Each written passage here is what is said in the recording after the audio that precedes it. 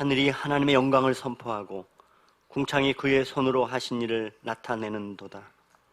여호와의 교훈은 정직하여 마음을 기쁘시게 하고 여호와의 계명은 순결하여 눈을 밝게 하시도다. 나의 반석이시여 나의 구원자이신 여호와여, 내 입의 말과 마음의 묵상이 주님 앞에 연락되기를 원하나이다. 아멘. 좋으신 하나님, 거룩한 주일 아버지 앞에 나와 예배합니다. 하늘 보좌 앞에 우리를 부르시며 영광의 주님을 높이게 하시니 감사를 드립니다. 하나님, 이 시간 예수의 보혈 아래 우리에게 정한 마음을 허락하여 주옵소서. 모든 죄악과 허물들을 십자가의 보혈 앞에 내려놓고 주님의 자비하심과 긍휼하심 앞에 엎드립니다. 하나님, 이 시간 우리의 심령을 새롭게 하여 주시고 내 영혼을 어루만지시며 영광 가운데 세우시는 주님을 찬송하게 하여 주옵소서. 감사를 드리옵고 예수 그리스도의 이름으로 기도드렸습니다. 아멘.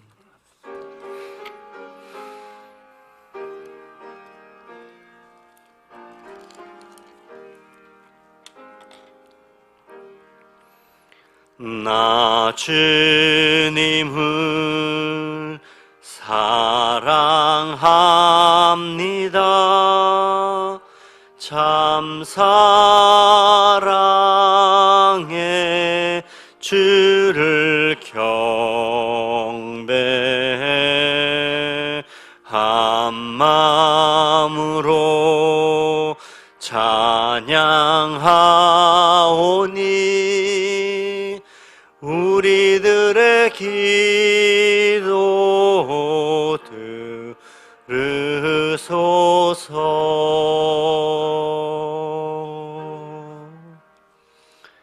성시교동문 28번 시편 63편의 시로 교독하겠습니다. 하나님이여 주는 나의 하나님이시라. 내가 간절히 주를 찾되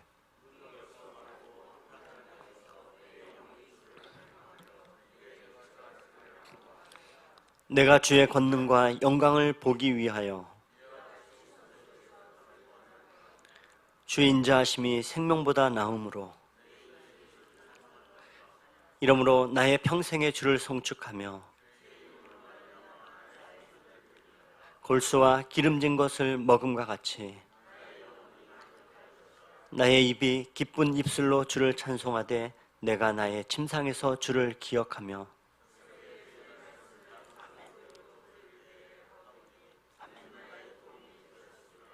내가 주의 날개 그늘에서 즐겁게 부르리이다. 아멘. 전능하사 천지를 만드신 하나님 아버지를 내가 믿사오며 그 외아들 우리 주 예수 그리스도를 믿사오니 이는 성령으로 잉태하사 동정녀 마리아에게 나시고 본디오 빌라도에게 고난을 받으사 십자가에 못 박혀 죽으시고 장사한 지 사흘 만에 죽은 자 가운데서 다시 살아나시며 하늘에 오르사 전능하신 하나님 우편에 앉아 계시다가 저리로서 산자와 죽은 자를 심판하러 오시리라. 성령을 믿사오며 거룩한 공회와 성도가 서로 교통하는 것과 죄를 사하여 주시는 것과 몸이 다시 사는 것과 영원히 사는 것을 믿사옵나이다. 아멘.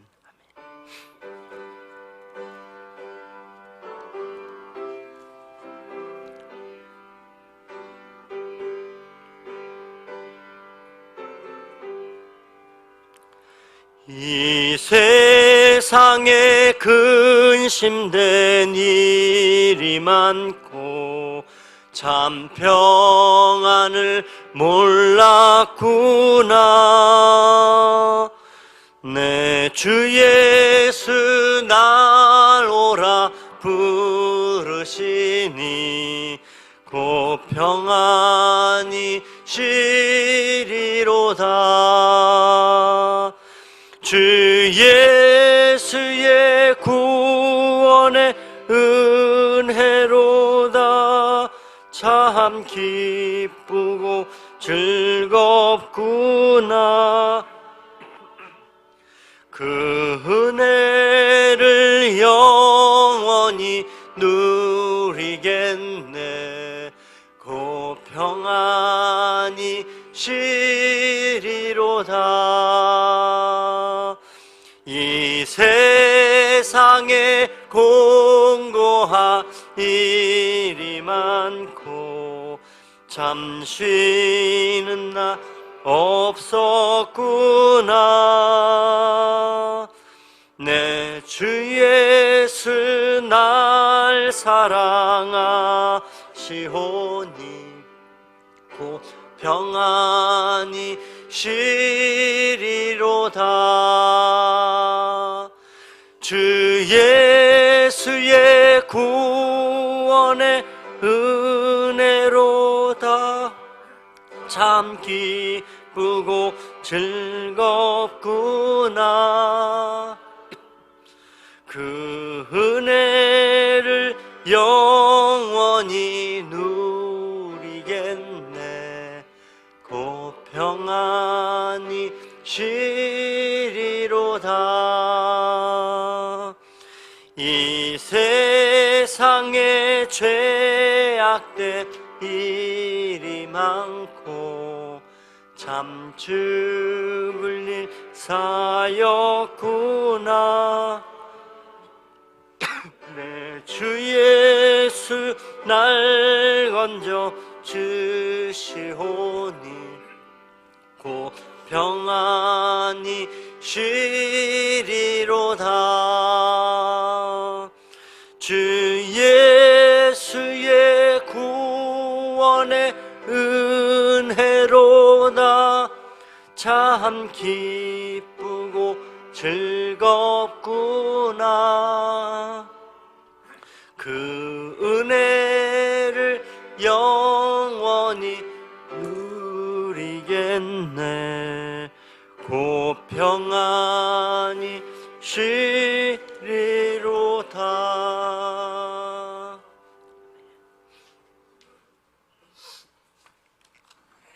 다 같이 기도드리겠습니다. 오직 그만이 나의 반석이시여 나의 구원이시여 나의 요새이시니 내가 크게 흔들리지 아니하리로다. 우리의 반석이신 하나님의 크신 은혜와 사랑에 감사와 찬송을 드리옵니다. 코로나가 창궐하는 어려운 시기임에도 저희들 안전하게 지켜주시고 또한 새로운 6월을 허락하시고 주의 날을 기억하여 예배 자리에 있게 하심에 감사를 드리옵나이다.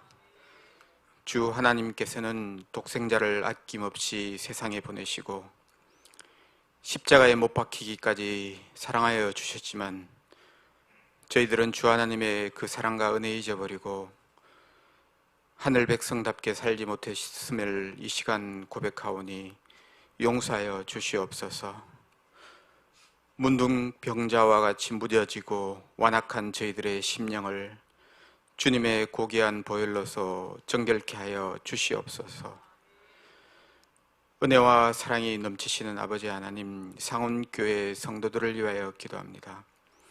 우리 성도들 악한 세상에 오염되는 것이 아니라 십자가의 능력과 은혜로 세상을 이기고 거룩함으로 세상을 변화시킬 수 있도록 인도하여 주시옵소서. 또한 삶의 터전에서 시냇가에 심은 나무처럼 늘 형통한 은혜가 넘칠 수 있도록 축복하여 주시옵소서. 경제적으로 어려움에 처한 성도들 긍휼을 베푸셔서 잘 극복할 수 있도록 은혜를 주시옵고 건강이 어려움에 있는 성도들에게는 치유와 회복의 은혜가 있게 인도하여 주시옵소서. 살아계신 아버지 하나님, 이 나라를 위하여 기도합니다. 6.25가 일어난 지 언 70년이 되도록 분단의 고통을 안고 사는 이 민족을 불쌍히 여기시며 특별히 마음껏 신앙생활하지 못하는 저 북한 동포들에게 긍휼을 베푸시사 평양이 다시금 한국의 예루살렘이 되는 역사가 있을 수 있도록 인도하여 주시옵소서.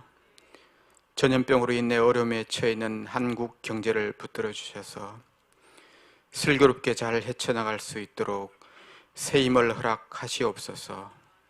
새로 시작하는 21대 국회가 국민을 위해 봉사하는 제대로 된 정치를 할 수 있도록 이끌어 주시옵소서.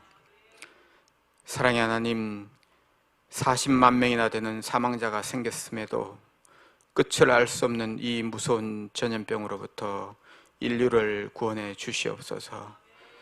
주 하나님의 자비하심과 긍휼을 의뢰하오니 주님 어서 속히 해결되는 그날이 올 수 있도록 인도하여 주시옵소서. 사랑이 풍성하신 아버지 하나님, 오늘도 목사님 단위에 세우셨사오니 하나님 말씀 대언하실 때 하늘 문을 여시고 큰 찔림 주시고 그 말씀 마음에 새겨 세상과의 싸움에서 승리한 삶 살아갈 수 있도록 인도하여 주시옵소서. 지금은 예배 중에 있습니다. 마칠 때까지 주님 홀로 영광 받아 주시옵소서. 이 모든 말씀 우리의 반석이신 예수님 이름 받들어 기도드리옵나이다. 아멘.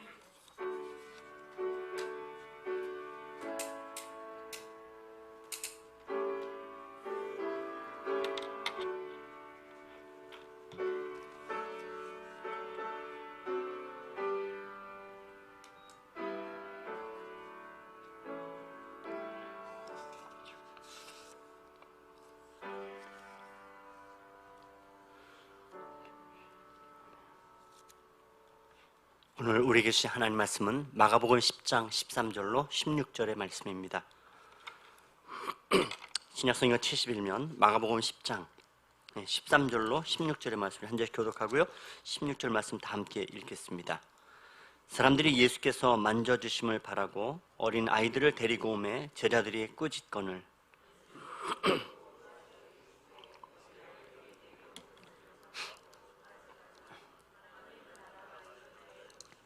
내가 진실로 너희에게 이르노니 누구든지 하나님의 나라를 어린아이와 같이 받들지 않는 자는 결단코 그것에 들어가지 못하리라 하시고 그 아이들을 안고 그들 위에 안수하시고 축복하시니라. 아멘.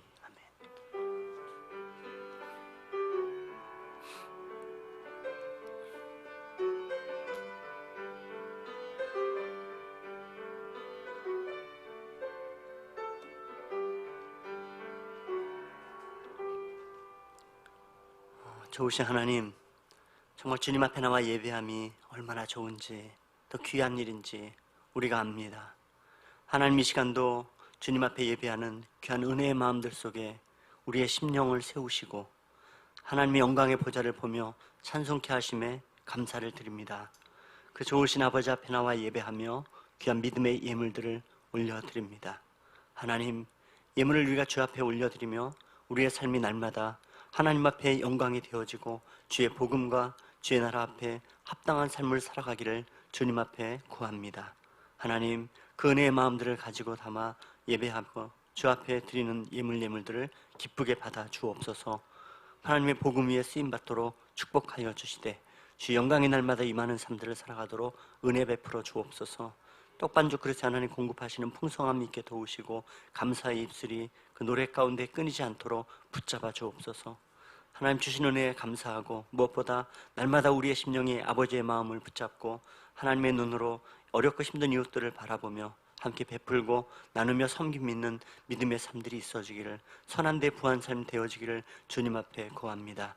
한켠에 드리지 못하면 눈물 가운데 있는 식구들을 하나님 기억하여 주십시오. 경제적으로 특별히 어려움 가운데 실망하는 식구들의 탄식을 들으시고 하나님 선하게 인도하여 주시기를 아버지 앞에 구합니다. 온전히 드릴 수 있는 믿음의 은혜들도 주님 허락하여 주옵소서.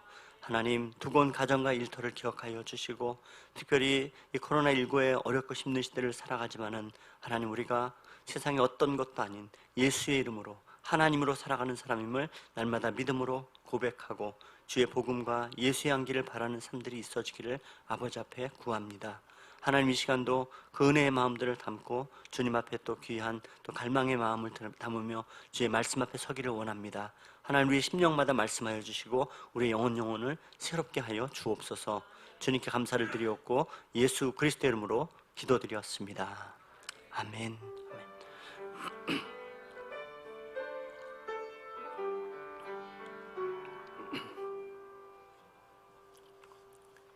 예, 이 시간에 우리 이곳에 예배하고 또 하나님의 말씀 앞에서는 우리의 심령 가운데 하나님의 새 은혜 임하기를 주님의 이름으로 축복합니다.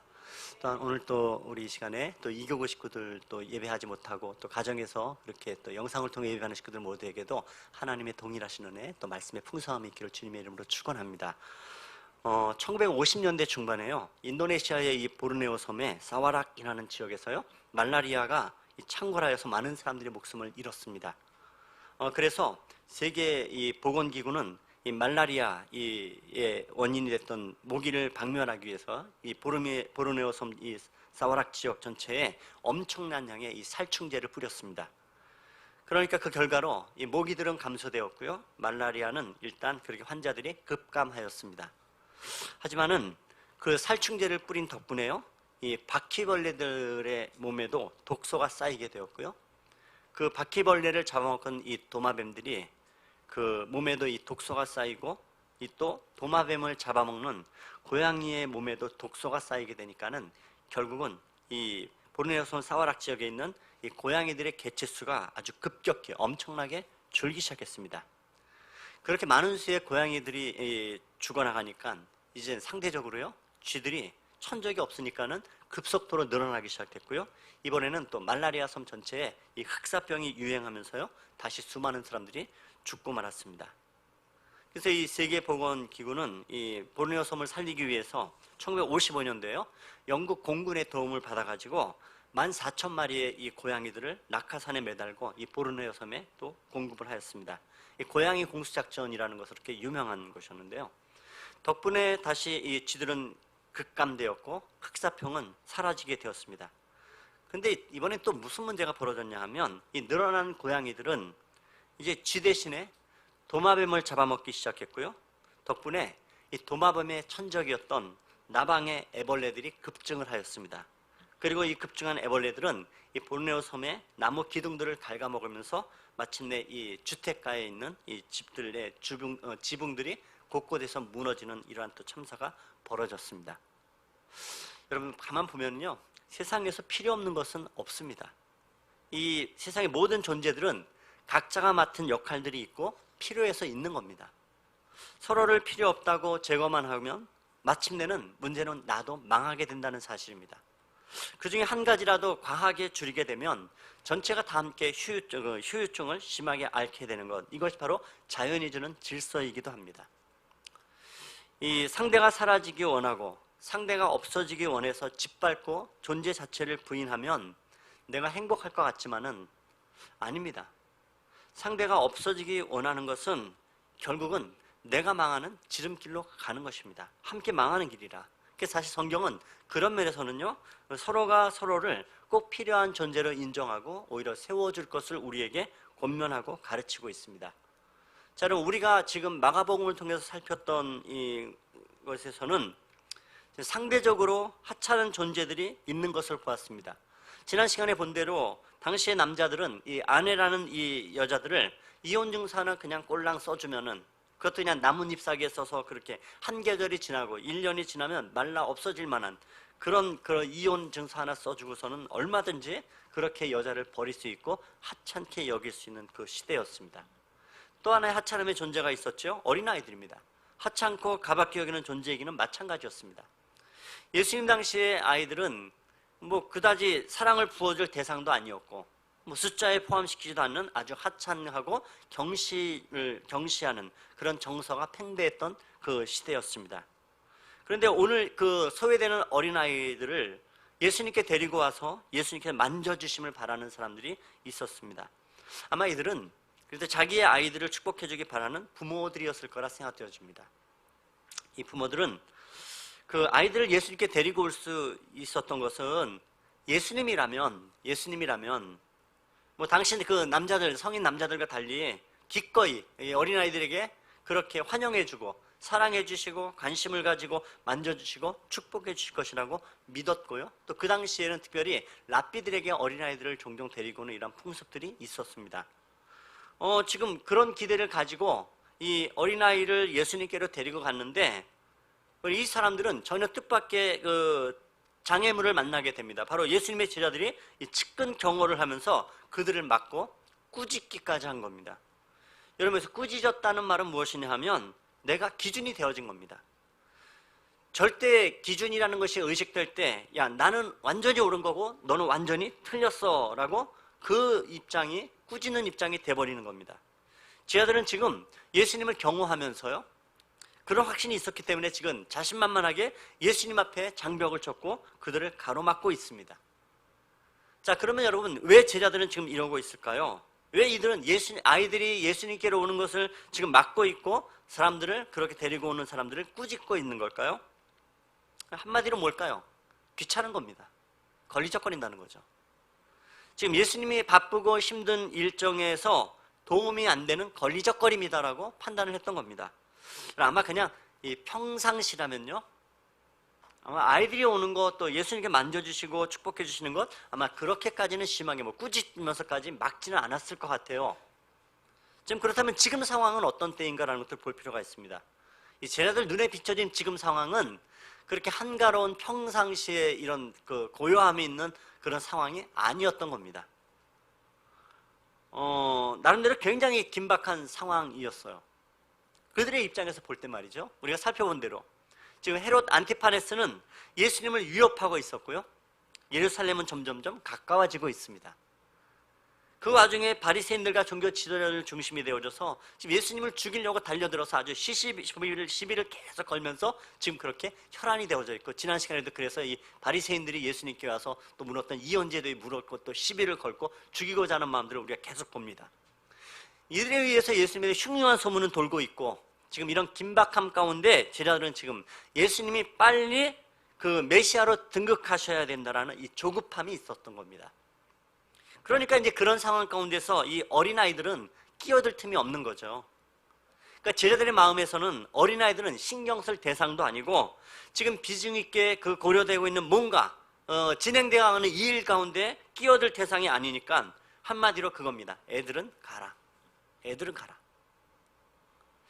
더군다나 이 제자들은 이 문제에 대해서요, 예수님, 이 이만저만해서 아이들을 누가 데리고 왔는데 지금 어떻게 할까요? 의향을 묻지도 않습니다. 왜 그럴까요? 아마 이들의 생각은 그겁니다. 예수님도 당연히 막 그런 비슷한 생각이 있으실 거야. 그렇지만 여러분, 그렇게 그들은, 그러니까 예수님께 물을 필요도 없다라고 그렇게 생각했던 겁니다. 예수님을 귀찮게 하고 예수님을 쉬지 못하게 하는 안 좋은 일이라고 생각했기 때문에 그 어른들을 오히려 꾸짖은 겁니다. 지금 상황 파악도 못하고 있다고 야단치고 있는 거예요. 지금 이러고 있을 때가 아닌데 무슨 애들을 데리고 오고, 이런 얘기들 말이죠. 사실 여러분, 이 제자들의 모습이 어찌 보면 우리들의 모습들을 잘 드러내고 있습니다.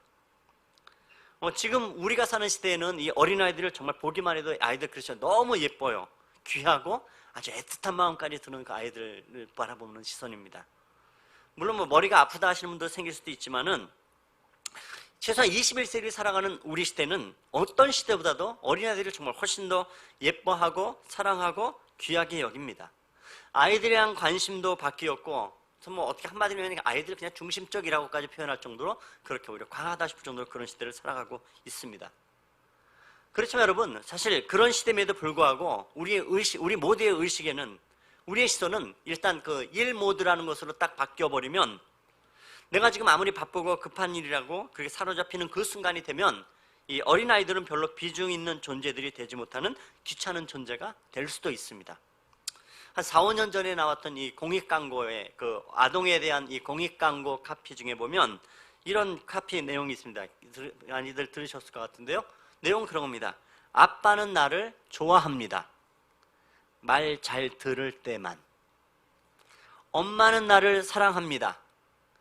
기분 좋을 때만. 엄마 아빠는 나를 예뻐합니다. 남이 볼 때만. 조금은 좀 뜨끔할 수 있는 표현이죠. 그럴 수 있습니다. 또 그런 표현은 흔히 있잖아요. 할아버지 할머니들이 집에 손주들이 오면 너무너무 기뻐하고 좋아하세요. 그런데 아이들이 돌아갈 시간이 되면 더 기뻐한다는 그런 말이 있는 것처럼 말이죠. 여러분, 그러면서 어떤 면에서 우린 필연적이고 지극히 나 중심적인 것고 일 중심적인 것이 우리의 모습일 수 있습니다. 지금 여러분, 이 제자들과 이 부모들이 이 갈등의 대척점은 바로 그런 것들입니다. 부모들은 아이들이 예수님을 만나게 해달라고 하고 있고, 제자들은 안 된다 하고 막서고 있습니다. 야, 지금 상황이 지금 얼마나 긴박한 상황인데 그렇게 쓸데없이 어린아이들이나 만나 주실 때가 지금 아니란 말이야. 그런데 문제는 뭐냐 하면 그것이 이 제자들의 생각이 예수님의 생각과는 정반대의 생각인 것이 문제입니다. 이 문제의 정은 얼마나 참 무서운 것인지 모릅니다. 우리가 정말로 염두에 될 중요한 것은 무엇입니까? 바로 예수님의 가장 가까이 있던 제자들처럼 예수님을 위한 것이라고 생각을 하고 그렇게 한 행동이지만, 그렇지만 그 행동들이 어찌 보면 묻지 않음으로 인해서 예수님이 원하는 일에 정반대의 행동들을 할 수 있다는 것을 여러분 우리가 기억하고 좀 조심할 필요가 있습니다. 그 지레짐작이라고 표현한 것들이 참 무섭습니다. 우리 흔히 그렇게 생각하죠. 그게 충성이라고 생각하는데, 그래서 지레짐작인 것입니다. 뭐 그런 표현도 우리 흔히 할 수 있잖아요. 아유, 그럴 줄 알고 제가 그랬어요. 바쁘실 줄 알고 제가 연락 안 했어요. 그런데 그 말이 참 섭섭할 때가 있단 말이에요. 물론 배려해 주는 것도 고맙지만 물어보는 것만큼은 몇 초도 걸리지 않는데, 바쁘지 않은데, 어떤 분 그러시는 분이 있어요. 목사님 그냥 그런 거 안 좋아하실 줄 알고 안 드렸어요. 그러면 제가 겉으로는 네 하지만 속으로는 그거 나도 먹을 줄 아는데 나도 그거 좋아하는데, 뭐 그럴 때가 있단 말이에요, 여러분. 예를 들면, 근데 여러분 사실 먹는 거나 뭔가 가벼운 것들은 아마 그럴 수 있을 거예요. 그건 별로 중요한 거 아닙니다. 하지만 어떤 것들은요, 자기 속에 있는 확신이 지레짐작이라는 것이 굉장히 무서울 때가 있단 말이에요.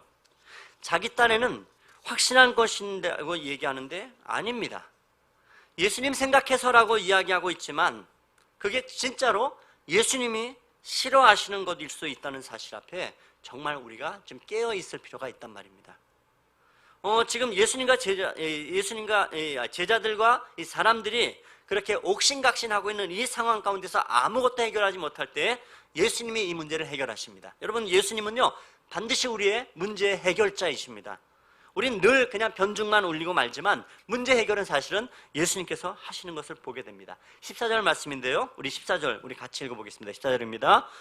예수께서 보시고 노하시어 이르시되 어린아이들이 내게 오는 것을 용납하고 금하지 말라.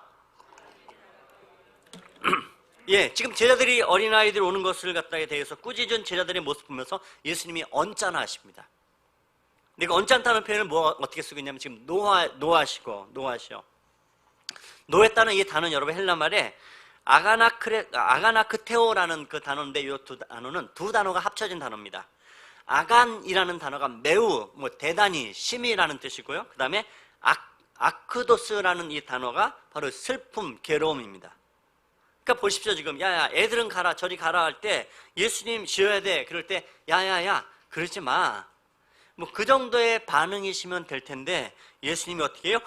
심히, 매우, 대단히 슬퍼하셨고 괴로워하셨대요. 여러분, 우리가 얼핏 보면 이런 생각 들 수 있지 않을까요? 제자들의 입장이라면 아니 뭐 그렇게 대단한 건 별것도 아닌 거에 대해서 그렇게 심하게 괴로워하시고 그렇게 참 그러실까? 참 괴로워할 일도 참 많으시다. 다른 게 지금 얼마나 괴로워할 게 많은데 기껏 고작 그 정도 가지고 그렇게 괴로워하실까? 왜 그러셨을까, 여러분? 여기에는 여러분 우리가 심각하게 봐요. 그 속에서는 뭐냐 하면 예수님은 사단의 질서를 보았기 때문에 그렇습니다. 가진 자의 기득권의 의식을 보셨기 때문입니다. 사단의 질서, 기득권의 의식이라는 것은 무엇인가? 이것은 정말 조심해야 되는데 여러분 이런 면에 조금 우리가 정말 조심할 필요가 있어요. 교회 오래 다니신 분들이 처음 온 사람에 대해서 은근히 내 밑바닥 안에 당신이 언제 왔다고 뭐 이런 마음들 말이죠.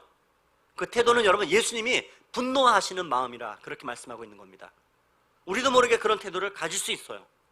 예수님은 제자들의 모습 속에서 바로 하나님의 뜻을 거스리는 이 어두움의 질서를 보셨습니다. 강자가 약자를 멸시하고 힘 있는 자가 힘 없는 자를 갖다 구분하고 무시하는, 에이 니까지 것은 너는 아니야 라고, 그런 그 어둠의, 사단의 어둠의 권세를 보셨기 때문에 예수님이 매우 힘들어하셨고 그것은 예수님의 눈에 별게 아니었던 것이 아닙니다. 바로 그 못된 부분이 보셨기 때문에 너무 예수님이 좀 고통스러워 하신단 말이에요. 근데 우리가 이 가운데 지금 눈여겨볼 수 있는 것은 무엇입니까? 그래서 예수님의 관심입니다. 지금 이 부모들과 제자들은 예수님이 어린아이를 만나냐 마느냐 뭐 이런 것들로 지금 실갱이를 하고 있단 말이에요. 해결점도 없이. 근데 그때 예수님은 부모도 아니고 제자들도 아니고요, 어린아이 당사자에게 집중하셨던 겁니다. 그리고선 전혀 뜻밖의 다른 차원의 충격적 선언을 하십니다. 내게 오는 것을 금하지 말아라. 하나님 나라가 이런 자들의 것이다. 내게 오는 걸 금하지 말라. 하나님 나라가 이런 자들의 것이다. 여러분, 이렇게 말씀하시는 건 무슨 의미를 담고 있습니까? 여러분, 우리가 성경에 본 예수님은요, 통찰력이 참 좋으세요. 요한복음 1장에 보시면 여러분, 나다니엘을 보기 전에 나다니엘 만나려 하신 말씀이에요. 나다니엘이 네가 무화과 나무 아래 있을 때 직접 만난 거 아니에요. 그가 멀리 있어 예수님 보지 않을 때에 이는 참 이스라엘 사람이라 그 속에 간사한 것이 없다라고 그렇게 말씀하셨고, 나다니엘을 감동하게 하죠. 예수님에게 굉장히 꿰뚫어 보시는 그 통찰력이 있어요. 예수님의 그 꿰뚫어 보신 통찰력을 딱 보니까는, 이 아이들이 온 그 아이를 딱 보니까, 아, 이 녀석은 될 녀석이구나, 뭐 이런 느낌처럼 말이죠. 아, 이 아이는 천국에 들어갈 아이구나. 그래서 이 아이들을 천국의 하나님의 나라의 사람이다라고 지금 말씀하고 있는 것인가? 아니면 이 세상의 모든 아이들은 전부 다가 하나님 나라를 소유하는 것인가? 이런 뜻으로 지금 말씀하고 계신 것인가? 근데 이 두 가지 다 일단은 아닙니다. 지극히 부분적인 것이고, 앞에 이전에 해석되어야 될 부분들이 굉장히 중요한 것이 있습니다. 지금 이 말씀하시는 예수님의 초점은 무엇이냐면요, 어린아이에게 있다기보다는 하나님 나라에 대한 태도가 어떠했냐라는 것을 말씀하고 싶어하는 겁니다. 하나님 나라 앞에 어떤 태도를 취하고 있는 그 특성을 지금 얘기하고 있단 말이에요. 15절 말씀 같이 보시죠. 15절. 자, 이렇게 15절입니다. 내가 진실로 너희에게 이르노니 누구든지 하나님의 나라를 어린아이와 같이 받들지 않는 자는 결단코, 누구든지, 이건 어린아이든지 어른이든지 누구든 상관없이 하나님 나라에 들어가고자 하는 사람이 있다면 딱 하나, 어린아이처럼 그 하나님의 나라를 받아들이는 자이어야 한다는 것입니다. 그 사람이라는 거예요. 중요한 것. 이 어린아이를 통해 지금 보고 있는 것은 이 아이가 하나님 나라를 어떻게 받아들이겠냐, 그 태도. 여러분, 받아들인다는 건 뭡니까? 믿는다라는 것으로도 쉽게 해석될 수 있을 거예요. 나를 받아들인다, 나를 믿는다라는 것은 하나님 나라를 믿는 자는 그 나라가 있다고 믿는 자가 아니라 그 하나님의 나라를 예수님이 가르치셨고 예수님이 온몸으로 그렇게 이끌어 오셨던 방식대로 믿는 겁니다. 예수님의 방식대로, 하나님의 뜻대로, 예수님이 가르치신 대로 믿는 거예요. 내 머리고 내가 상상하고 있는 그 나라가 아니라, 내가 경험한 어떤 나라가 아니라, 내가 바라는 바의 그 나라가 아니라, 기준점은 예수님이 가지고 오신 그 나라를 믿는 것입니다. 그것을 내가 바라는 나라, 예수님 아니고 예수님이 그렇게 가지고 온 그 나라를. 근데 그것을 받아들이는 자는 어떻게 받아들이는가? 지금 여러분 가만히 보시면 예수님은 지금요, 이 부모들과 제자들을 모두 겨냥해서 말씀하고 있는 겁니다. 일단 예수님은 이 말씀을 통하여서 부모들에게 얘기합니다. 부모들이 예수님께 아이들을 데리고 와서 성경이 뭐라고 하냐면 만져주심을 바랬다고 얘기해요. 딱 뉘앙스가 있잖아요. 만져주심 바란다. 뭐예요? 그저 축복만 해주시기를 바라는 겁니다. 축복만. 부모들은 그냥 어떻게 해서든지 이 하나님의 뜻대로 키워나겠다는 것에 대한 관심이 있어서 데리고 온 것이 아니고요, 그저 단순히 아이들이 건강하고 잘 먹고 잘 살고 똑똑하게 사는 인생을 바라는 축복만을 바라고 데리고 온 거예요. 마치 이 표현이에요. 예수님, 그냥 이 아이를 어떤 인생으로 어떻게 키울까를 말씀하실 필요는 없고요, 그냥 축복만 해주세요. 잘 되는 인생 되게 해주세요. 여러분, 절대로 축복 자체가 잘못된 것은 아닙니다. 문제는 부모는 그것만 기대하고 있다라는 것입니다. 여러분, 우리가 예수님 앞에 하는 그 축복은, 그 축복 자체가 잘못된 것은 아닙니다. 그런데 그 축복만, 그것만 기대하는 것은 문제가 있는 겁니다. 하나님의 뜻과 생각은 전혀 중요하지 않아요. 자기들의 목적은 분명하게 아이들이 잘 되고 우리 집안이 잘 되는 그런 목적을 가지고 와서 관철시키기 위해서 지금 아이들을 이끌어 온 것입니다. 여러분, 상상을 해보십시오. 이 부모들이 그날 아이들을 어떻게 데려왔을까요? 손바닥 보듯이 뻔한 모습들이 전개될 것 같습니다. 이런 사람들은 그런 기대를 가지고 예수님께 아이들을 이끌어오면서 아마 아이들을 닥달했을 거예요. 야야, 왜 이렇게 굼뜨냐? 지금 예수님 지나가시는데 이 타이밍을 놓쳐보면 예수님 절대 만날 수 없으니까 제발 좀 빨리빨리 좀 옷 좀 입고 좀 빨리빨리 좀 걸어라. 좀 빨리빨리 좀 와라. 다 내가 너 잘 되라고 지금 이 짓 하고 있는 건데 좀 말 좀 잘 들어라. 아마 아이를 닥달했을 것 같아요. 그리고서 이 부모는 예수님 앞에 나타나서는 이 아이가 하나님의 뜻대로 하나님 나라의 사람으로 살면 어떻게 살면 좋을까를 관심이 아니라 뭐라고요? 예수님, 이 아이 좀 잘 되게 축복을 좀 해주세요. 귀한 아이니까요. 느낌 있으시죠? 하나님 나라를 하나님의 뜻대로 살아가는 데에 대해서는 어떻게 하면 좋으냐에 대해 관심은 전혀 없이 그냥 이 아이를 통해 자기의 뜻을 관철시키고 해서 예수님을 찾아왔던 겁니다. 그런데 희한하죠? 예수님 그 의도를 많이 아세요. 예수님께서 이 아이를 받으세요. 아이를 데리고 오너라. 그 아이를 안으셨어요. 품으셨대요. 그 이유가 무엇입니까? 예수님은 지금 그 부모의 욕망, 그 욕망으로 가득 찬 그 뜻을 받아들인 것이 아니라 그 아이의 영혼 자체를 받아들인 것입니다. 물론 여러분 말씀대로 부모가 자식 잘 되길 바라는 마음은 이건 누가 뭐라고 얘기할 수 없어요. 이건 당연히 마땅한 시비거리 되지 않을 수 있는 겁니다. 당연히 부모는 자식이 잘 되기를, 아이가 잘 되기를 바라는 마음을 기대해야 돼요.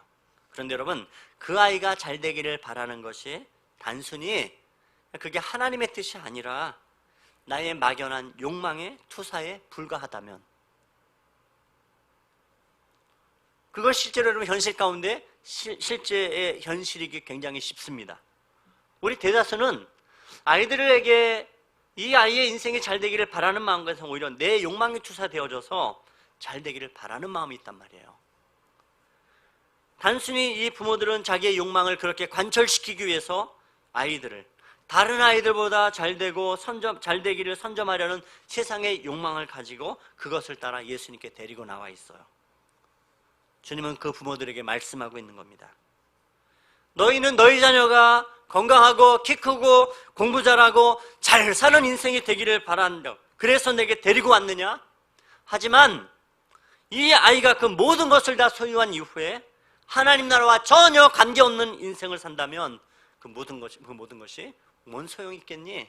아무 소용없을 텐데 그렇게 말씀하고 있는 겁니다.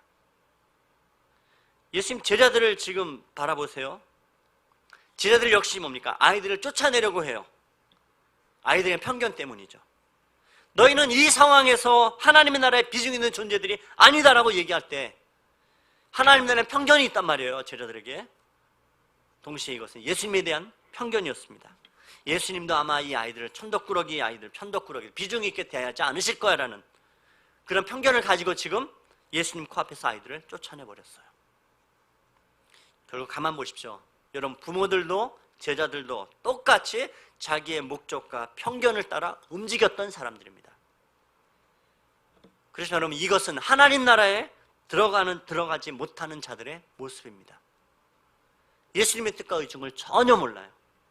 물론 여러분 제자들은 나중에 예수님이 십자가에 죽으시고 부활하시고 나서 성령이 오시고서야 완전히 자기 자신의 존재를 버리고서 그 이후에 주님의 뜻에 합당한 삶들을 살기 시작한 사람들입니다. 그렇지만 지금 이 시점에 이런 이 제자들과 부모들의 마음은 하나님 나라에 합당한 마음이 아니었던 겁니다. 자, 여러분 어른들은 자기의 이해관계를 따라서 자기의 목적을 위해서 움직이는 존재들입니다. 참 희한해요. 평소에 멀쩡하다가도 자기의 이해관계, 자기의 목표 달성이 이게 딱 걸리면 사람들이 이상해집니다. 눈빛도 달라지고요. 그렇게 좋던 그 관계에도 이해관계를 들으면 뭔가 시원덕하게 뭔가가 사람이 변합니다. 그 예수님은 지금 이 어린아이들을 마땅히 하찮게 여기시는 그 상황에 하나님 나라를 끌어들여서 설명하기 시작합니다. 제자들 들으라는 겁니다. 부모들 들으라는 겁니다. 너희가 밀어내는 이 아이들이 하나님 나라를 소유한 사람인 것을 모르니 너희는 왜 너만 하나님의 나라를 소유했다고 생각하느냐? 정신 똑바로 차려야 한다고. 하나님 나라는 네가 하찮게 여기는 그 어린아이들, 그런 아이들의 것이다. 그런 사람들의 것이다라고 이야기하고 싶은 겁니다. 그렇다면 지금 예수님 말씀은 그거예요. 누구든지 어린아이뿐만 아니라 어른이든 어린아이든 누구든 상관없이 이 하나님 나라를 소유하는 사람의 특징에 대해서 예수님이 얘기하고 싶은 거란 말이에요. 자, 이 어린아이들이 하나님 나라를 소유한 자로 그렇게 여겨지는 특징이 무엇인가라는 것들을 볼 필요가 있습니다. 일단 여러분, 어린아이들은 다른 것 아니에요. 사실은 순수히 받아들임이 있단 말이에요. 어린아이들은 그냥 막연히 그냥 뭐랄까요, 순진무구하기 때문에 라는 것은 아닙니다. 아이들 굉장히 영악함이 있다고요. 그죠? 영악해요. 의외로 인간은 다 뭐 이거 죄를 가르치지 않아도 본능적으로 영악한 게 인간입니다. 지금 근데 그런 부분이 아니라 어린아이들을 얘기할 때 뭐냐면 온전히 받아들이는 것이 있어요. 어린아이들한테는. 보십시오. 여러분 자녀들한테 대할 때 보면 아이들 볼 때 제일 좋아하는 게 뭐냐면 참 희한해요. 부모 입장에서 보면 별것 아닌 것 가지고 제안해 줬는데 뭐 어디 가자고 데리고 가는데 당사자인 아이는요 그것 때문에 너무 좋아해요. 너무너무 행복해요. 그 모습을 보는 순간에 부모도 너무 행복하단 말이에요. 여러분 아이들이 그 순전히 받아들임에 대한 이유가 뭐냐 하면 아이들은요 가진 게 없어요. 아는 게 없어요. 능력도 없어요. 그러니까 어떻게 주면 주는 대로, 데리고 가면 데려가는 대로, 뭐 표현은 그러지만 스펀지처럼 그냥 뭐든 쭉쭉 빨아들이고 반응하는 겁니다. 예를 들면 어른들은요 우리 저 집 가서 우리 뭐 어디 가서 뭐 먹으러 가자 그러면 대번에 얘기할 수 있어요. 아니야, 그건 맛없어. 그 집은 맛없어. 아유, 거기 가봤는데 그 음식은 괜찮아요. 주인 인상이 아주 별로야. 거기 가지 마.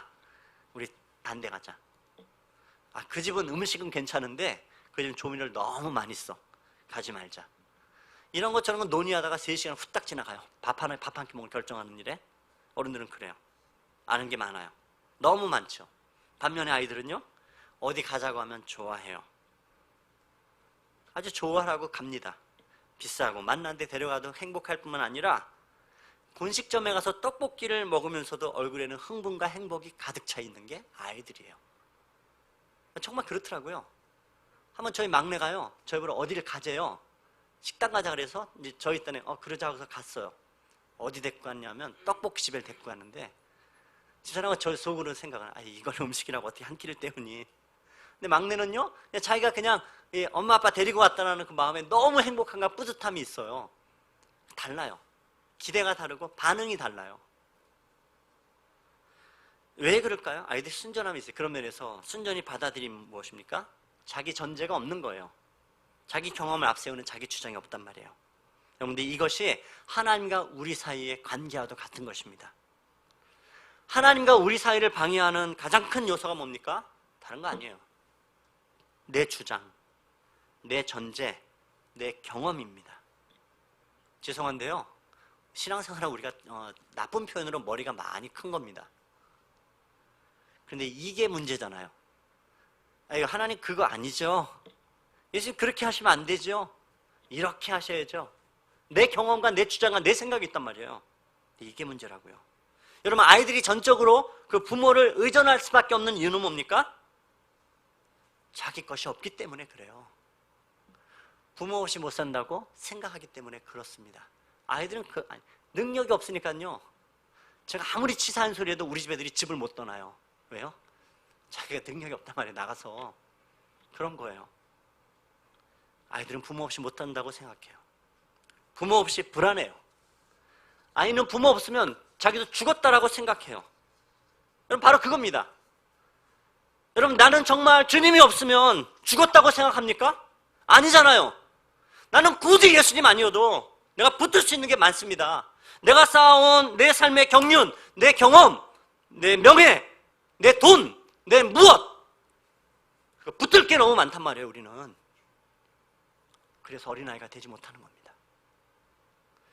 붙을 게 없는 상태, 그것으로 인해서 예수님보다도 중요하다고 생각하는 것이 없는 상태, 이것이 바로 어린아이의 마음입니다. 이렇게 말씀하신 대로 순전하게 받아들이는 것, 전적으로 주님만을 의존하고 하나님 나라 앞에 하나님 나는 주님 없이는 정말 못 살아요 라고 그렇게 받아들이는 것, 이것이 바로 하나님 나라의 교유한 특징이라고 말씀하고 있는 겁니다. 여러분 어린아이들은요 말씀드린 대로 이해관계나 목표 달성하고는 거리가 멀어요. 아이들이 그냥 절대적 의존적이고요 그렇습니다. 지금 여러분 이 아이들을 보십시오. 오늘 성경에서의 아이들을 상상해 보세요. 이 아이들이 지금 스스로 복받기 위해서 찾아온 것도 아니에요. 그저 부모가 옷 입으라 하니까는 옷 입고 가자 하니까는 끌려가고 그냥 그렇게 끌려와 있는 겁니다. 그리고 예수님 앞에 갈 줄 알았더니 또 제자들이 앞에서 떡하니 막아서니까 어떻게 해요? 그냥 그 자리에 서버려요. 아이들은 아무것도 한 것도 없고 할 줄 아는 게 없는 겁니다. 끌려가면 끌려가고 막아서면 그 자리에 서고 부모가 어떻게 해주기를, 제자들이 어떻게 해주기를 바랄 뿐이에요. 여러분, 아이들에게는 어떤 욕망의 목표도 편견도 없는 겁니다. 그냥 이끌려 갈 뿐이에요. 결국 그걸 누가 해주셨어요? 예수님이 해주셨다고요. 그것이 바로 하나님 나라를 받아들이는 자세입니다. 아이들 이 상황과는 뭐 열등감에 매이는 것도 없고요, 자기 자신의 자랑을 갖다 붙들지도 않아요. 그냥 아무 능력 없는데 그냥 혜택 보고 살아가는 겁니다. 어디 가자면 가고 먹자 그러면 먹으면서 그냥 그 혜택들, 그것도 어떻게 반응들도 좋게 끌어가는 거예요. 어른들은 뭔가 여러분 뭐 맛있고 비싼 거 사줘도 얘기합니다. 아유, 이 집 음식은 뭐 잘 먹긴 했는데 어때? 여러분 그렇잖아요. 반응이 시원찮아요. 아이들이 좋은 건 뭐라고요? 반응이 커요. 우와! 분식점에 들어가도 우와! 기분이 좋잖아요, 여러분. 반응이 굉장히 사람의 반응을 갈라요. 그렇죠? 이 남자들이 여자친구하고 데이트하면서 어디 데려갈 때 뭐 먹이면 우와! 이 반응 하나에 그냥 꿈뻑 넘어가는 겁니다. 근데 뭘 해줘도 에이, 야, 내가 더 좋은 데 가르쳐줄까? 내가 더 맛있는 데 가르쳐줄까? 이렇게 나오면 반응이 싫으면요, 영 아니란 말이에요. 여러분, 하나님 나라 앞에 반응하는 우리의 마음들은 어떤가요? 여러분, 모든 게 다 은혜란 말이에요. 우리가 반응할 수밖에 없는 것은 이게 하나님 주신 모든 게 다 은혜잖아요. 예, 여러분, 은혜 앞에 어떻게 반응? 나는 은혜라는 게 뭐예요? 나는 능력 없단 말이에요. 예수님의 핏값이 그런 거죠. 나는 능력 없어요. 구원할 능력이 없어요. 근데 예수님의 그 구원의 능력, 예수님께만 있고요, 그 은혜 혜택을 내게 베푸셨어요. 너무너무 좋은 거예요. 그러니 반응하죠. 예수님 너무 좋아요. 난 예수님 없이 못 살아요. 난 예수님 은혜도 없고, 이게 웬 은혜입니까? 정말 그렇게 살아가죠. 그래야 되는 겁니다. 그런데 여러분, 이렇게 말씀드리면 어떤 분들은요, 이상해요.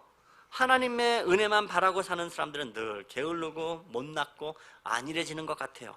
그렇게 속으로 반발하시는 경우들이 있어요. 그렇지만 그렇게 게으르고 안일해지는 그 태도는 하나님의 은혜를 제대로 못 받은 겁니다.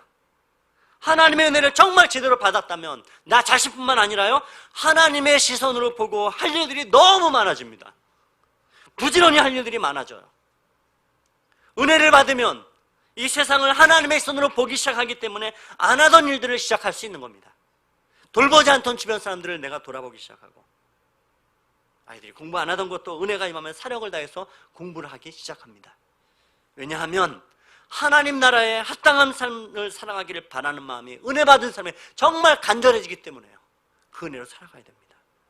여러분, 이 은혜와 긍휼의 이 절대적 의존을 지금 강조하고 있는 이 어린아이라는 단어를 쓸 때요, 우리 지난번 여러분 봤죠? 우리가 어린아이 할 때 예수님이 썼던 파이디온이라는 단어 썼는데, 그 단어는 아주 갓난아이는 아니에요.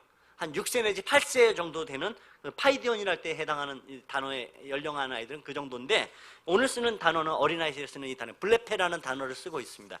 이것은 뭐냐면 말 그대로 완전히 젖먹이에요. 지난번 파이디온 때도 제가 핏덩어리라고 얘기했지만 그 애들은 핏덩어리도 아닌 거예요. 이 블레페는 진짜 pit덩어리요. 여러분 그렇잖아요. 애들 낳고 갓 태어난 애기 뭐 할 줄 아는 게 없어요. 젖먹이면 그냥 쭉쭉 빨고 어떻게 합니까? 똥오줌 싸도 그냥 우는 게 잘. 뭐 갈 줄도 몰라요. 그죠? 그냥 어떻게 합니까? 갈아줘야, 은혜를 베풀어야. 블레페는 그런 겁니다. 젖먹이 아이. 누워서 먹이면 먹고 싸고 기저귀 갈 줄도 모르는데 그 갈아주면 완전히 온전하게 부모에게 의존하는 어린아이. 이 아이를 가르쳐서 지금 이 하나님 나라는 이런 자들처럼 절대적인 하나님께 대한 의존성이 있는 자들이라고 말씀하고 있어요. 여러분, 순전히 예수님만 바라보는 이 사람은요, 이단에 빠지지 않습니다. 이단에 빠지고 속고 있는 것은 여러분, 그 사람이 어린아이처럼 순전해서가 결코 아니고요, 자기 욕망이 너무 간절했기 때문에 거기 이단에 빠지는 겁니다. 자신의 존재와 편견 없이 자기의 욕망을 내려놓고 하나님 바라보는 자는 참 놀랍게도 저절로 분별력이 생긴단 말이에요. 여러분, 제가 말씀드렸던 거 기억합니까? 그 보석감정사 얘기했었죠. 이 보석감정사, 탁월한 보석감정사를 길러내는데 감정사의 전문가 어떻게 길러내? 이 사람을 길러낼 때 뭐 한다고요? 날마다 진짜 보석만 보여준다. 이거는 다이아몬드입니다. 진짜 다이아몬드만 보여줘요. 이거는 루비입니다. 이거는 사파이어입니다. 이건 다이아몬드입니다. 또 뭐가 있나요? 더 이상 아는 보석 이름이 없네요. 계속 보여줘. 계속. 이게 진짜 다이아몬드입니다. 계속 보여줘요. 그다음 어느 날 갑자기 그 수백 개 보여주다 어떻게 하나 또 이거 가짜예요 보여줘. 처음엔 몰라요. 근데 또 계속 진짜를 다이아몬드 계속 진짜만 보여주다가 어느 순간에 이건 가짜입니다 하고 딱 놓는 순간에 바보 도 터진대요. 아, 가짜다. 딱 보는 순간에 이거 가짜다. 가짜래요. 여러분, 정말 참 진짜와 가짜를 구분하는 겁니까? 계속 진짜에 집중하는 겁니다. 여러분, 그러니까 진리를 정말 진리답게 예수 그리스도만을 바라보는 사람은 딱 이단이 오고 거짓이 오는 순간에 압니다. 아, 이거 가짜구나. 본능적으로 분별력들이 있단 말이에요. 여러분, 주님만 정말 진심으로 바라보고 전심으로 은혜에 충만한 사람은 분별합니다. 욕망에 사로잡힌 자가 가짜에 빠지고 속아버리고 마는 것입니다. 여러분, 하나님 나라의 그림은요, 하나님이 그리십니다. 하나님 나라의 주권은요, 하나님께 있습니다. 그 하나님이 우리를 이끄시는 대로 이끄시면 우리는 그냥 받아들이면 됩니다. 감격하면서 말이죠. 그 좋은 반응을 가지고 말이죠. 아이고, 예수님 이렇게 좋은 걸요. 예수님 내게 이 생명을 주셨어요. 정말. 여러분, 하나님 나라를 받는 사람은 어린아이와 같은 사람입니다. 그 면에서 말이죠. 그때 하나님은 그 어린아이와 같은 우리를 통해 하나님의 일을 행하십니다. 여러분, 부모들은요, 어린아이들을 자기의 욕망의 도구로 사용하려고 한 사람들입니다. 제자들은 어린아이를 자기의 편견의 희생양으로 삼으려 했던 사람들입니다. 그런데 예수님은 이 아이들과 같이 하나님의 은혜에 절대적으로 의존해서 사는 자야말로 하나님의 나라를 소유한 사람이다 라고 그렇게 말씀하고 있는 겁니다. 여러분, 우리가 신자된 삶을 살아가는 것이 무엇일까요? 어린아이같이요, 아무것 의지할 수 없는 상태 속에 날마다 들어가는 것입니다. 아무것도 의지할 것 없어서 난 예수님만 의지하고 예수님만이 나의 전부가 되는 것처럼 이거보다 더 큰 영광은 없습니다. 왜요? 그분은 창조주시고 그분은 세상을 통치하시는 분이시잖아요. 이사야서 이번 주 여러분 43장을 통해서 우리에게 하나님 말씀은 그것입니다. 야곱아, 이스라엘아, 내가 너를 조성하시고 내가 너를 지명하여 불렀나니 내가 너를 구속하였고 나는 너의 창조주라, 나는 너의 구속자라, 나는 너의 통치자라. 여러분, 그분을 얻는다면 모든 걸 다 얻는 겁니다. 여러분, 바라기는 정말 우리가 어린아이와 같이 이 하나님 나라를 소유하는 영광에 이르는 은혜가 우리에게 가득히 날마다 넘쳐나시기를 주님의 이름으로 축원합니다. 함께 기도하겠습니다. 하나님, 우리에게 주신 그 은혜, 나는 십자가의 구원으로 말미암아 내게는 정말 드릴 수 없는 건 없어도 그 귀한 복음으로 인한 생명을 내게 공짜로 주신 주님의 은혜에 정말 감사를 드립니다. 그 은혜에 대한 감격과 은혜에 대한 찬송이 감격이 날마다 넘쳐나는 우리 되어지기를 주님 앞에 구합니다. 하나님, 어린아이 같은 사람들 되게 하여 주십시오. 내 가진 무엇에 연연하며 주님을 향한, 주님을 붙잡아야 되는 그 손을 놓는 어리석음이 있는 자가 아니고 정말 난 전심을 다해서 난 주님뿐입니다라는 이 고백이, 이 은혜의 고백이 우리 날마다 입술에 고백되게 하여 주십시오. 그 은혜만으로 살아가는 사람들 되게 하여 주십시오.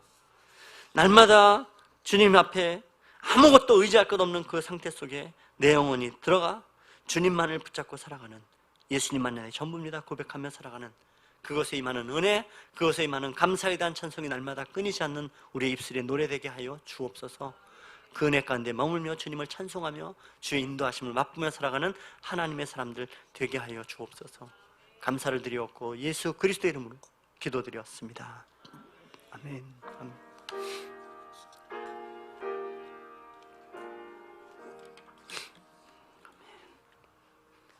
예, 감사드립니다. 우리 교회 소식 전합니다. 계속 우리가 예배 상황들 우리가 광고 드리고 있는데요. 오늘 우리 1교구 식구들 예배 시간 들으면 또 1부 예배는 누구든지 다시 예배하시면 되고요. 오늘 2부, 3부 예배는 또 여러분 혹시 가족들 가운데서도 2부, 3부 예배는 1교구 식구들이 오늘 예배 드리는 거 조금 그렇게 좀 숙지해 주시면 감사하겠고요. 우리 2교구 식구들은 그래서 오늘 그 방송으로 예배하시면 되겠습니다. 우리 다음 주에는 바꿔서요. 우리 2교구 식구들이 예배하고 1부 시간은 누구든지 원하시는 분들 오시고 그렇게 2부, 3부 시간 우리 2교구 식구들이 와서 함께 예배하시면 감사하겠고요. 이곳에서 우리 예배하지 못하는 식구들 영상으로 그렇게 또 최선을 다해서 하나님 앞에 예배하시면 정말 감사하겠습니다. 말씀드린 대로 우리 수요 기도회와 새벽 기도회는 계속 진행하고 있고요. 그리고 나머지 주일학교 예배는 영상을 통해서 예배하고 있습니다. 지금 방법 중에는 아이들 이제 학교가 시작은 됐는데 그래서 좀 그거에 준해서요. 조금 좀 방법들을 저희가 찾고 같이 모색하고 있습니다. 한두 주 지나면 그래서 아이들한테 이렇게 예배하는 것이나 이것에 대해서 좀 더 다시 한번 숙지하고 저희가 함께 주일날 교회 와서 또 우리가 사회적 거리두기 우리가 안전수칙을 가지고 잘 준비된 것들이 좀 우리가 되어지면 아이들도 불러서 우리 주일학교 예배를 좀 시작해 보려 합니다. 여러분 함께 기도해 주시면 정말 감사하겠고요. 우리 금요기도회 또 오후 찬양 예배도 열릴 수 있도록 함께 기도해 주시면 감사하겠습니다. 그리고 우리 오늘과 우리 다음 주일까지 한번 드려야 될 것 같아요. 오늘 1, 2교가 나눠져 있기 때문에 우리 총회주일로 지켜집니다. 총회주일 지켜려 여러분들 사역 총회 또 교단 사역들을 위해서 함께 사용되어지게 되는데요. 또 도시 우리가 도시교회는 회비 10,000원, 그 다음에 그 시골교회는 그 농촌교회는 7,000원 이렇게 드려지게 됩니다. 우리 도시교회이기 때문에 10,000원 드리면 감사하겠고요. 총회주일 헌금은 여러분 그 이름 적으시되 그 혹시 온라인으로 보내시는 분들은 통장으로 보내시는 분들은 그 성함 적으시고 뒤에 0번이라고 이렇게 다시 기재해 주시면 그곳을 저희가 그 총회주일 헌금으로 그렇게 분별해서 드리도록 하겠습니다. 예, 그렇게 기억하시면 되겠고요. 우리 사랑의 우유 사역도 계속되고 있는 여러분 또 기억해 주시고 또 함께 오늘 예배 이 시간 마치고 나서도 우리 또 귀한 가정 통해서 또 우리 간식 함께 나눕니다. 여러분도 함께 우리 축복하고 우리 사랑하고 또 격려하는 마음들 함께 받으시고 계속 우리가 믿음의 삶들을 살아갔으면 참 좋겠습니다. 예, 우리 예배 마치는데요. 우리 옆에 있는 앞에 분들 보시고서 우리 사랑합니다, 축복합니다 같이 인사하겠습니다. 예, 사랑합니다, 축복합니다. 예, 감사합니다. 우리 말씀 기억하면서 하나님 앞에 우리 찬송 올려드리도록 하겠습니다.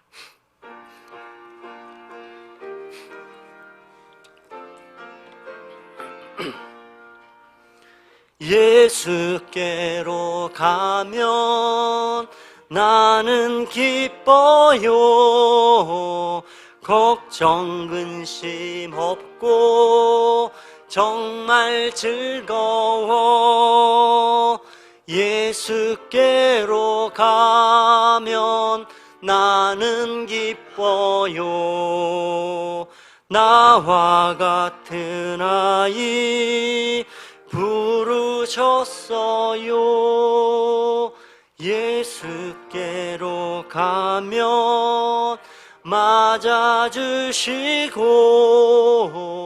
나를 사랑하사 용서하셔요. 예수께로 가면 나는 기뻐요. 나와 같은 아이 부르셨어요. 예수께로 가면 손을 붙잡고 어디서나 나를 인도하셔요. 예수께로 가면 나는 기뻐요. 나와 같은 아이 부르셨어요. 기도합니다. 이제는 우리 주 예수 그리스도의 크신 은혜와 하나님 아버지의 무한하신 사랑하심과 성령 하나님의 감화 감동하심이 나를 온전히 받으신 그 주님 앞에 감사하고 찬송하고 온전히 전적으로 예수의 이름만을 붙잡고 예수님께 의지하며 그 주님을 찬송하는 삶들을 살아가기 원하는 이 시간 고개 숙인 주의 백성들과 우리 상원의 심령들 위에와 두고 온 가정과 일터 위에 이 나라와 이 민족과 북녘 땅에 신음하는 동포들과 열방과 농어촌락도 부르신 곳에 충성하는 모든 하나님의 사람들에게 이제부터 영원토록 함께 하시기를 축원하옵나이다. 아멘.